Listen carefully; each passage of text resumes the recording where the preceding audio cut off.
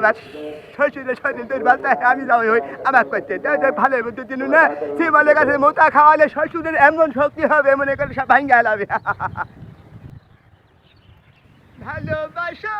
আমারে তুমি রে আজীবন ভালোবাসো বাবা ফোন না দিতে কে ফোন দিছে বাবা রে ওরে বাবা শাশুড়ি আম্মা ফোন দিছে হ্যালো আসসালামু আলাইকুম শাশুড়ি আম্মা এ হাতে শাশুড়ি আম্মা বাবা রে এ হাতে রে বা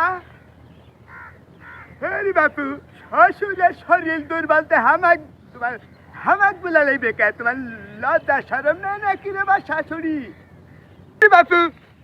শ্বশুরের শরীর দুর্বলতে যাও সত্যি হলো ঠিক আছে তো তাহলে ইয়ে করো ওই যে শিবলের কাছে মোটা আছে না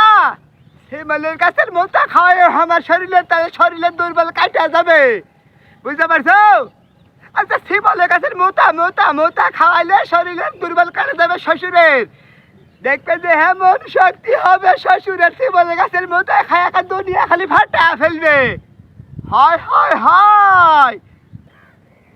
থামো তো সত্যি রে বা সত্যি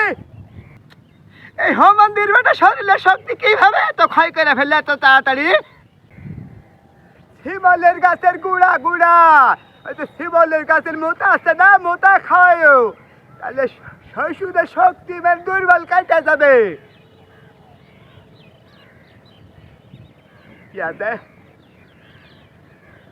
মানে খালি ধুকে যায় শরীরের শক্তি নাই হ্যাঁ বাপু আচ্ছা আমি তো বললু যাও কেলে বলে তারপরে আমি তোমাকে যাওয়াই হয় তোমাকে বুদ্ধি দিন ওই শিমলের গাছের মতো খায়ও দেখো শক্তি খুবই বাড়বে তখন এমন শক্তি হবে মনে করে যে দুনিয়ার সব ভাঙ্গা হেলাবে শ্বশুর আব্বা আমার হয় ঠিক আছে শিমলের গাছের মতো খায়ও একবার দেখবে যে শিমলের গাছের মতো খাওয়ালে দুনিয়ার সব শক্তি একবার দুর্বল কেটে যাবে শ্বশুরের এমন শক্তি হবে হ্যাঁ বাবু ওই যে বাবা তুমি আমার কথা বুঝতে পারোনি সত্যি শিমলের গাছের মোটা মানে